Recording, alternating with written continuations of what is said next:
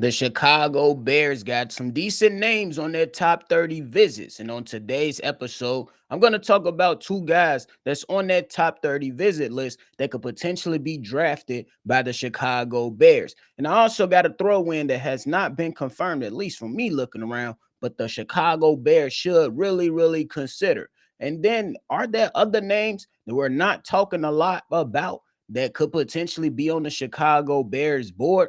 Y'all know we're going to talk about it and break it down right after this.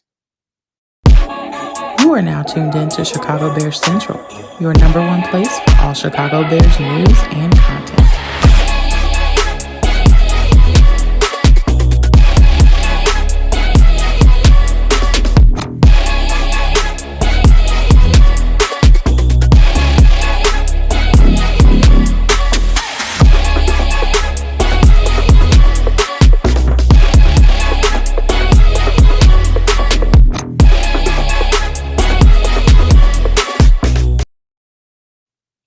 What's going on, ladies and gentlemen? Welcome back into another episode of Chicago Bears Central, your number one spot for everything Chicago Bears. It's supposed to be mailbag day, but as of right now, at the time of this recording, early in the AM on Saturday, y'all ain't hit the line, but it's okay.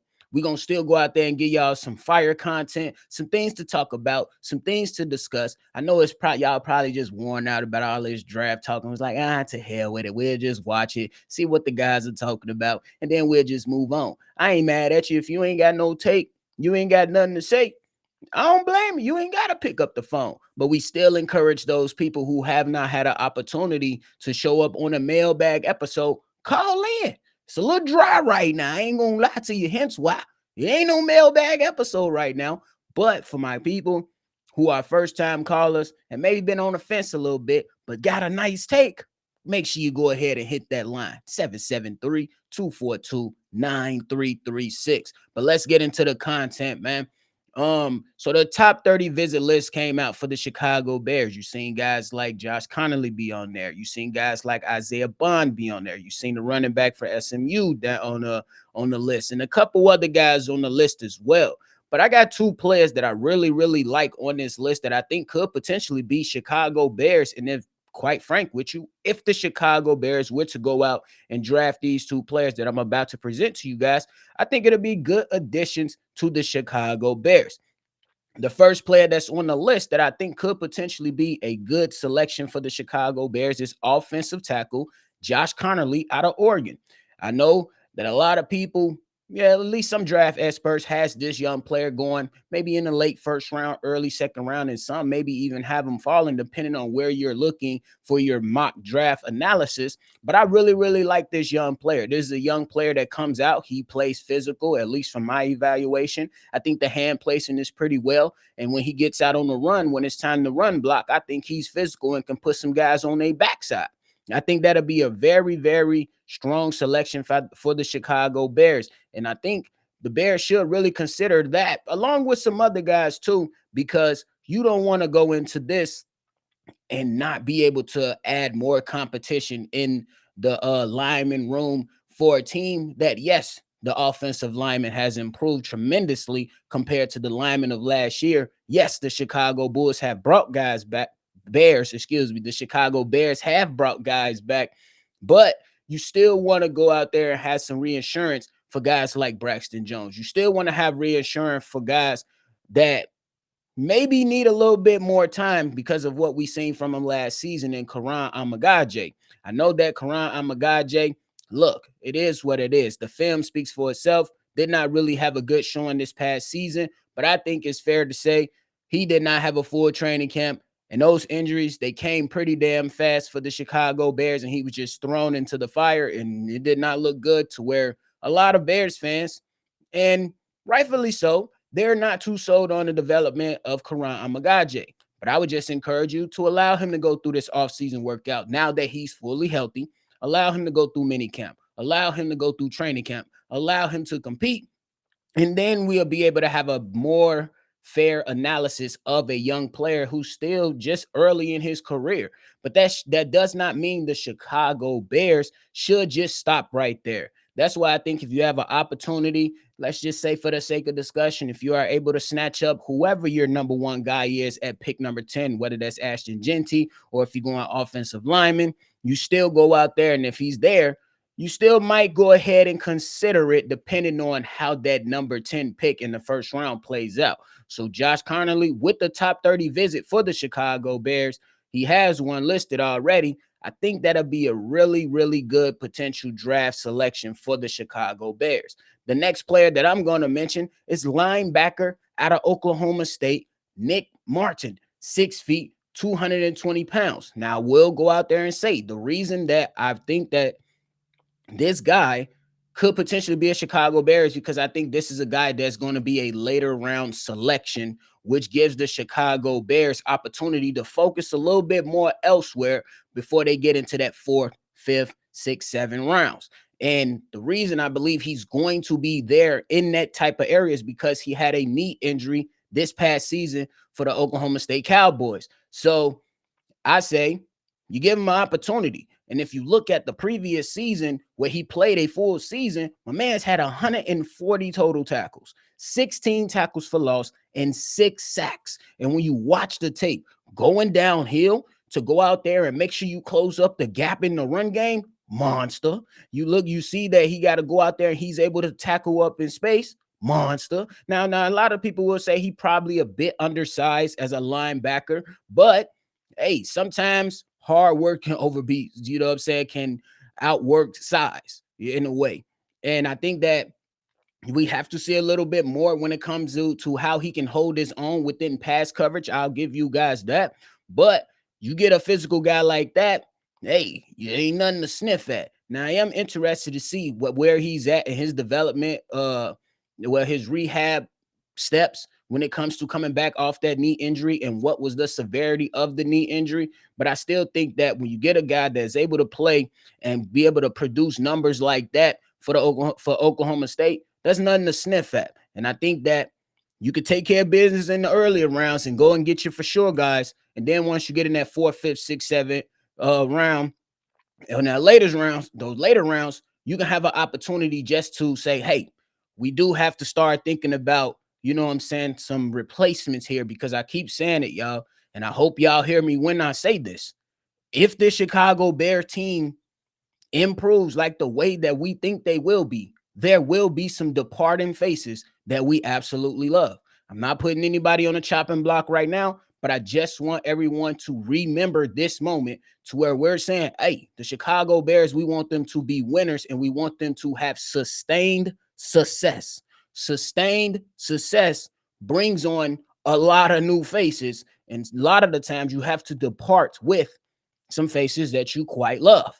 So I'm just saying, I'm not saying that TJ Edwards is not going to come back. I'm not saying that Tremaine Edmonds should be cut right now. I'm saying that you have to have a revolving door or at least have some great contingency plans in place to where if a guy goes down or if a guy goes elsewhere for money or if the Bears just absolutely don't feel like that person is no longer a need or a fit on the team, you got to have good guys to step in to fill the void at a cheaper price. That's just the way that the game is. So I'm going to put Nick Martin in there. And I think that the Chicago Bears should absolutely just take a look at him. It doesn't have to be a guarantee, but that top 30 visit, go and have a conversation with Nick Martin. Go out there and find out how he's doing in this process and rehab. Go out there and find out what type of young man that he is to see if he fits the mold of what you're trying to build here in Chicago. Now, I know at least I haven't seen this player on the list, so I wanted to throw another guy out there for you that you should go out there and watch some highlights of this guy. Safety Andrew Mukuba out of Texas. This player, oh my God. Look, I never go out there and say that just because a guy had a great collegiate career, that they just gonna automatically come into the NFL and just be a Hall of Famer. But there are some cases to where you see some players, you're like, oh yeah, that's a for sure thing. Peyton Manning coming out of the draft, we in there. But then we see other things happen to where we're like Trevor Lawrence, he's gonna be an awesome guy in the NFL. He did. He has gotten his bag, but let's keep it a buck and call a spade a spade. His career thus far has been it's been very disappointing to where the hype was when he entered into the NFL. But this guy, safety Andrew Mukuba, he's a player, man. I don't necessarily know where he's gonna be, but I do know at 6 feet, 185 pounds, a guy that has played in the ACC with Clemson, a guy that has played see his football with Texas, he gonna knock you. He gonna come knocking on that door. Oh, you think you finna come catching across the middle? Let me go ahead and hit you with that swat stick. I don't know what the thing called when they hit the door before they come through the door. Boom. Hitting and they come through the door. That's how bro be hitting people. I seen him knock the Georgia quarterback, or is it Stetson Benson, knocked his helmet right off it. You called it a legal hit, but hey, you was a runner up in this. Or I think that was a targeting foul that was called, but hey, if you were running, if you were a quarterback and you thought you was gonna run and see the end zone, nah, bro did his thing. And I think that he does well in coverage. I think he does well in run defense. 69 total tackles this past season, 4 tackles for loss, 5 interceptions, 7 pass deflections. That lets me know that this guy know where he needs to be. You don't get 7 pass deflections by being out of position. You don't get lucky with 5 interceptions, maybe 1 or 2, but not 5 at playing the safety positions. And 69 total tackles with 4 tackles for loss for a safety. Hey, that's nothing to sniff at. And I know there's going to be, what about Jaquan Brisker and what about Kevin Byard? This is why we have that conversation that we just had again. We love these people. Kevin Byard, he's on that 1-year deal. Jaquan Brisker can't stay healthy. And I love Jaquan Brisker. But the reality is that you have to continuously bring in competition. Otherwise, you're going to be picking up other guys off the street, hoping that the guys off the street can somehow come in and fill the void. And sometimes that does work out. But do you want something that works out for a year or two, or do you want something that works out for 3, 4, 5, 6 years down the line? So I absolutely think that the Chicago Bears should look at Andrew Mukuba, safety out of Texas, as a guy to throw in, who I believe they should schedule a top 30 visit with. But hey, it's not my decision. But I do think that the Chicago Bears should absolutely look into that for sure. Now, Justin, before we get up out of here, there's just a couple names that I think we should be paying a little bit more attention to, because it seems like when the offseason started, we talked about a couple of these guys, but the conversations have kind of dwindled down these last few weeks. So we've been focusing more on Ashton Genty. Me and C-Dubb even had a discussion about Tyler Warren. We talked about Will Campbell. People have been bringing up Josh Simmons and how he's been coming back from that injury that he suffered at Ohio State and things like that, and rightfully so. But I also want us to remember there are still some really good damn players in this draft. And if the Chicago Bears find themselves in a situation at 10 and they don't have an Ashton Genty to draft, they don't have a Will Campbell to draft, or somebody else that's really high on their list, there could be a potential trade back. So if that trade back happens, how far are we willing to go? It's going to be the number one question. There are some articles swirling around right now that the Chicago Bears could entertain conversations from the Steelers. Hey, you want me to trade back from 10 to 21? Hold on. How much cash we talking? Money talks, BS walks. That's all I know. Money talks, BS walks with that rumor. Because if y'all come calling and want me to move back to 21, I need another pick in 26, gang. And I need some additional capital in 25. That's just what I'm saying. So money talk, BS walk. And we know the Steelers with their QB situation. So that's a very interesting conversation that's starting to swirl around, all the draft buzz right now. But back to the topic is that these guys, if the Chicago Bears decide to stay at 10 or decide to trade back a little bit more, I think we should keep eyes on guys like Kelvin Banks Jr., bro. It's just the reality. He's kind of fallen out of the conversation for players that we should draft at 10. Maybe people are not too sold on him. Maybe people are sold on him. But I feel like if you're in a position, if in your guys on the board, just get your guy. Like who the hell cares? Like a few years ago, when we drafted Darnell Wright, when I did my mock draft, people was like, there's no way. He's a later first round pick. And I was like, okay. And the Bears moved from 9 to 10 and drafted Darnell Wright. And I'm not trying to pat myself on the back, but I'm a 2 times, because look at the player that Darnell Wright has become. But I'm saying that to say that if you're in good position, your guy's still on the board, and you have concerns that somebody else might be able to snatch him up out of your hands with that trade back, just stay at 10 and get your guy. So Kevin Banks Jr. is another guy. Another guy that I'm going to bring up is Derek Harmon, or D tackle out of Oregon State, out of Oregon. Oh my God. I don't know why not a lot of people talking about this guy. He is a monster, a force, just another big guy to add in the interior. It could be some type of pushback because a lot of people are going to want to, get a more solidified edge. Maybe some people are not too sold on Dio, but hey, if he's on your board and he's your guy, go and snatch him up. And I think he can be a game changer with Dennis Allen and that coaching staff just showing him the ropes and leading the way for him. So I would say it's interesting. Just keep your eyes open for that. Another guy that we kind of talked about earlier and kind of the conversation has kind of dwindled down is Walter Nolan.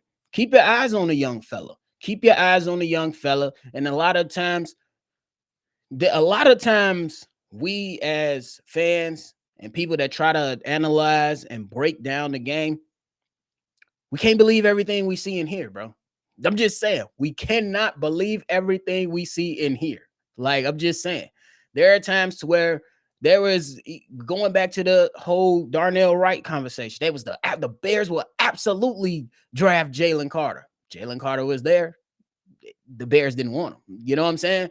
And when we made it to the second round, we're looking at guys like George Pickens, and we're like, you got to get George Pickens.